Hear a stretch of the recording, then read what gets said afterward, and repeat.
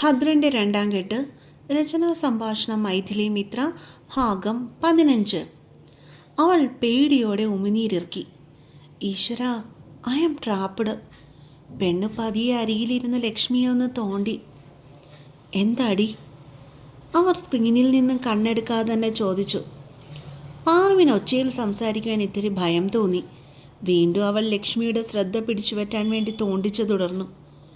ഈ പെണ്ണ് എന്നും പറഞ്ഞ് തലതിരിച്ചു നോക്കിയപ്പോഴാണ് പാർവതി തന്നെ നിർത്താതെ തോണ്ടിയതിൻ്റെ കാരണം ലക്ഷ്മിക്ക് മനസ്സിലായത്. ഇരു കൈകളും നെഞ്ചിനു മുകളിൽ പിണച്ചു കെട്ടിക്കൊണ്ട് ദേഷ്യത്തോടെ പാറുവിനെ ചെറിയുന്നവനെ അവർ ഒരു നിമിഷം ഒട്ടൊരു പേടിയോടെ നോക്കിയിരുന്നു പോയി. പെണ്ണിനെ നോക്കിയപ്പോൾ പൂച്ച പോലെ പതുങ്ങിയിരിക്കുകയാണ്. രാവിലെ തൊട്ട് ഭദ്രനെ പറ്റി ഘോരഘോരം പ്രസംഗിച്ചവളാണ് ഇപ്പോൾ ഇങ്ങനെ ഇരിക്കുന്നതെന്ന് ഓർത്തപ്പോൾ ആ അവസ്ഥയിലും ലക്ഷ്മിക്ക് ചിരി പൊട്ടി. എന്താ ഭദ്ര? അവർ ഒന്നും അറിയാത്തതുപോലെ മകനോട് ചോദിച്ചു. എന്താണെന്ന് അമ്മയ്ക്കറിയില്ലേ? എനിക്കറിയാത്തത് കൊണ്ടല്ലേ ഞാൻ ചോദിച്ചത്. അവരും വാശിയോടെ മറുപടി നൽകി. ഞാൻ എൻ്റെ വീട്ടിലെ മുറിയിലിരുന്നാൽ പാർവതി രാജീവൻ എന്താണാവോ ഇത്ര കുഴപ്പം? അവൻ കലിപ്പിട്ടുകൊണ്ട് തന്നെ അവളെ നോക്കി ദഹിപ്പിച്ചു. രാവിലെ തൊട്ട് വൈകുന്നേരം വരെ എൻ്റെ വീട്ടിൽ കയറി ഇറങ്ങുന്നതല്ലാതെ വേറെ പണിയൊന്നും ഇല്ലായിരിക്കും അല്ലേ? അവൻ അവളെ പുച്ഛിച്ചുകൊണ്ട് വീണ്ടും ചോദിച്ചു. പിന്നെ എന്തോ നീ പറഞ്ഞല്ലോ, ഞാൻ മുട്ടയിടാൻ വേണ്ടി കയറിയിരിക്കുകയാണെന്നോ? എന്തേ, നിന്റെ അച്ഛൻ ഇങ്ങനായിരുന്നോ ഇത്രയും നാളും മുട്ടയിട്ടുകൊണ്ടിരുന്നത്? അവൻ്റെ മുഖവും കോപത്താൽ ചുളിയുന്നുണ്ടായിരുന്നു. ഭദ്ര, അധിക പ്രസംഗം നടത്തരുത്. പൊടുന്നനെ TV ഓഫ് ചെയ്തിട്ട് ലക്ഷ്മി അവന് നേരെ കൈ ഉയർത്തിക്കൊണ്ട് സംസാരിച്ചു. ഇവൾ പറഞ്ഞതിൻ്റെ ബാക്കിയാണ് ഞാൻ പറഞ്ഞത്, അല്ലാതെ അധിക പ്രസംഗം നടത്തിയിട്ടില്ല.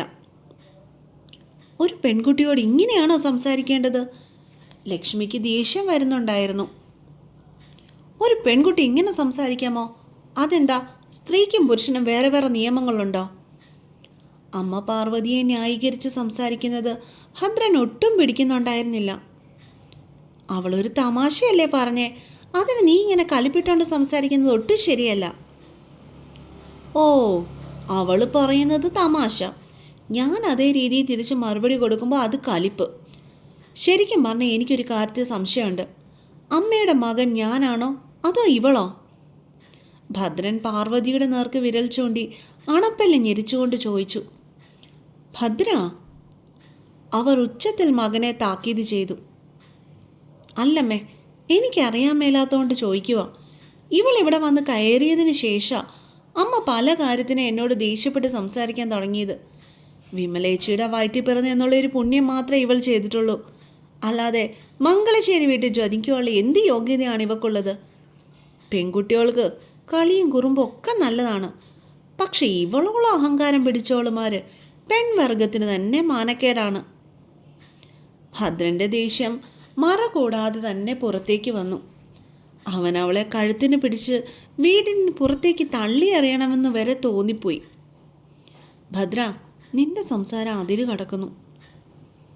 ഇല്ലമ്മേ, ഒട്ടുമില്ല. ഈ പെണ്ണ് എൻ്റെ വീട്ടിൽ കയറി വരുന്നത് എനിക്കൊട്ടും ഇഷ്ടമുള്ള കാര്യമല്ല, പ്രത്യേകിച്ചും എൻ്റെ കാര്യങ്ങളിൽ ഇടപെടുന്നത്.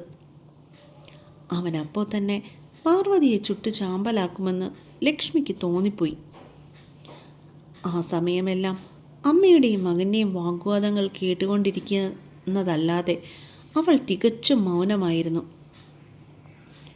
അവളെ ഈ വീട്ടിൽ കയറ്റരുതെന്ന് പറയാൻ നിനക്കാരാ ഭദ്ര അധികാരം തന്നെ? ഇതെൻ്റെ വീടാണ്. ഇവിടെ ആര് കയറി വരണമെന്നും പോകണമെന്നും ഞാൻ തീരുമാനിക്കും. അല്ല, അറിയാൻ മേലാഞ്ഞിട്ട് ചോദിക്കുക, നിനക്കെന്താ ഈ പാറുവിനോട് ഇത്രയും ദേഷ്യം? നന്ദനയുടെ ഫോട്ടോ പൊട്ടിച്ചത് കൊണ്ടുള്ള ദേഷ്യമാണോ, അതോ നിങ്ങൾ തമ്മിൽ വല്ല മുൻവൈരാഗ്യം ഉണ്ടായിരുന്നുവോ? അവർ കിതച്ചുകൊണ്ട് മകന് നേർക്കുന്നോ ചോദ്യം എറിഞ്ഞു. ഭദ്രൻ അതിന് മറുപടിയൊന്നും നൽകിയില്ല. ഇവൾ വന്നതിന് ശേഷമാണ് അമ്മയ്ക്ക് എൻ്റെ കാര്യത്തിൽ ഒരു ശ്രദ്ധയും ഇല്ലാതായത് എന്നവൻ അലറി വിളിച്ച് പറയണമെന്നുണ്ടായിരുന്നു. ഇവൾ ഈ വീട്ടിൽ കാലുകുത്തിയതിന് ശേഷമാണ് തൻ്റെ മൊത്തത്തിലുള്ള മനസമാധാനം പോയതെന്ന് അറിയിക്കണമെന്നുണ്ടായിരുന്നു. ഇവൾ ഒറ്റയൊരുത്തി കാരണമാണ് പൊതുവെ ശാന്തമായ ഈ വീട് ചന്തക്കവല പോലെ ആയെന്ന് അമ്മയോട് പറഞ്ഞ് മനസ്സിലാക്കി കൊടുക്കണമെന്നുണ്ടായിരുന്നു. എന്താ ഭദ്ര, ഞാൻ ചോദിച്ചതിനുള്ള ഉത്തരം കിട്ടിയില്ല. ലക്ഷ്മി അവൻ്റെ മുഖത്തേക്ക് നോക്കി നിന്നു, ഒരുത്തരം പ്രതീക്ഷിക്കുന്നത് പോലെ. ഇവളെ ഈ വീട്ടിൽ കയറ്റുന്നത് എനിക്കൊട്ടും ഇഷ്ടമല്ല. കുറച്ചു നേരത്തെ നിശബ്ദതയ്ക്ക് ശേഷം ഭദ്രൻ്റെ ശബ്ദം ചെമ്പകശ്ശേരിയിൽ മുഴങ്ങിക്കേട്ടു. എന്തുകൊണ്ട്? അതേ ഒച്ചയിൽ തന്നെ ലക്ഷ്മിയിൽ നിന്നും മറുചോദ്യം ഉയർന്നു. ഇവളെ എനിക്കൊട്ടും പിടിക്കുന്നില്ല. എനിക്ക് പിടിക്കുന്നുണ്ട്, അത് മതി. അവൻ്റെ അഭിപ്രായത്തെ മറികടന്നുകൊണ്ട് ലക്ഷ്മി അരികിൽ നിൽക്കുന്നവളെ ചേർത്ത് പിടിച്ചു.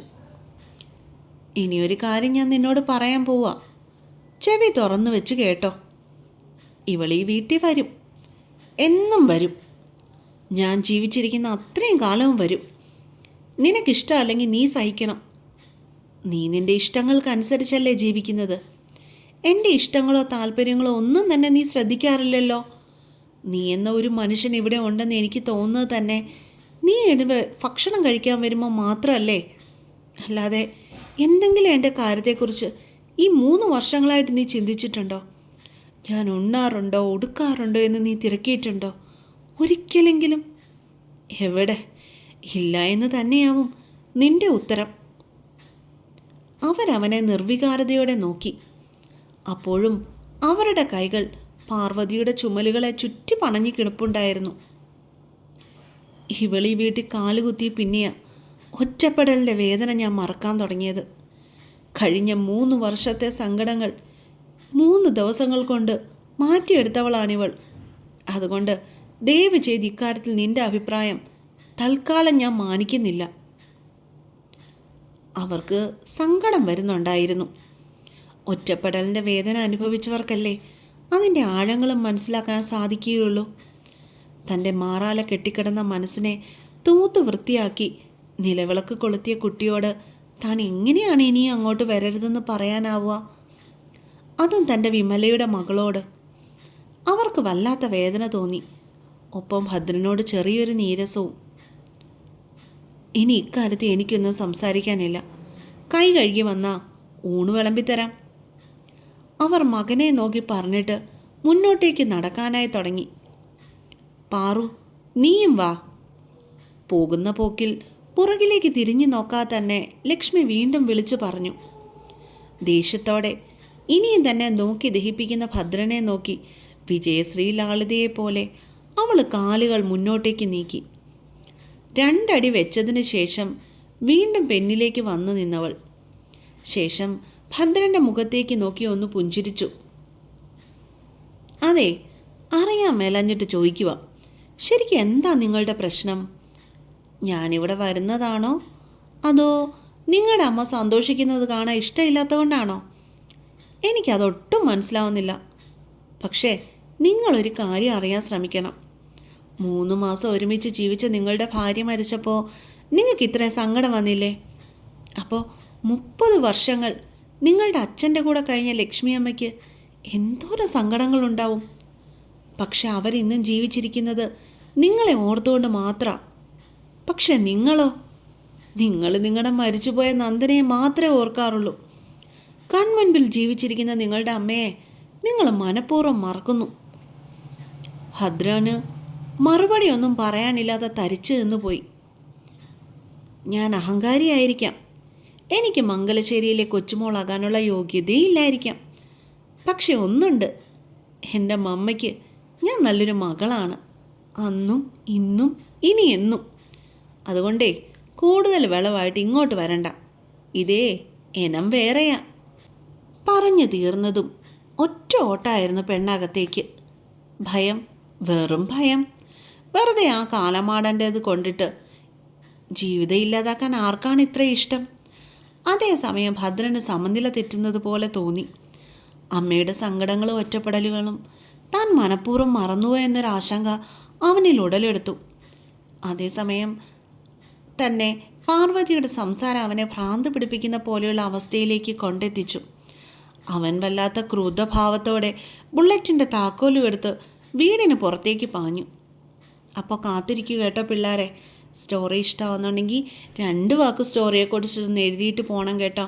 പിന്നെ വീണ്ടും വീണ്ടും പറയുകയാണ്, ആരെങ്കിലും സബ്സ്ക്രൈബ് ചെയ്യാത്തവരുണ്ടെങ്കിൽ അവരൊന്ന് ചാനൽ സബ്സ്ക്രൈബ് ചെയ്യുകയും വേണം കേട്ടോ. അപ്പോൾ ഇതിൻ്റെ അടുത്ത പാട്ടുമായിട്ട് നാളെ വരാം.